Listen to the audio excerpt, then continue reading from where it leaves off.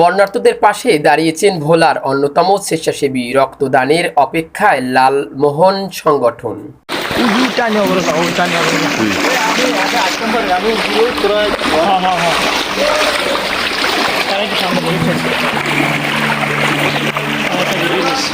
নোয়াখালী জেলার চন্দ্রগঞ্জ সয়ানী এলাকার 400টি পরিবারের মাঝে খাদ্য সামগ্রী বিতরণ করেছেন এই সংগঠনটি।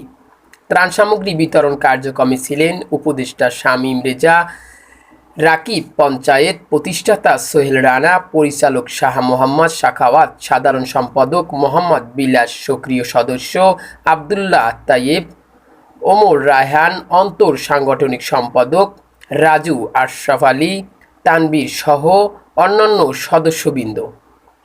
ত্রাণ সামগ্রী বিতরণের সময় প্রতিষ্ঠাতা সোহেল রানা বলেন, তাদের সামর্থ্য অনুযায়ী চেষ্টা করে এই ত্রাণ সামগ্রী বিতরণ করেছেন।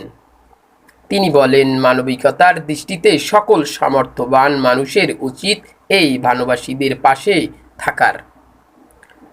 বরিশাল থেকে পারভেজের তথ্যচিত্র নিয়ে বিস্তারিত।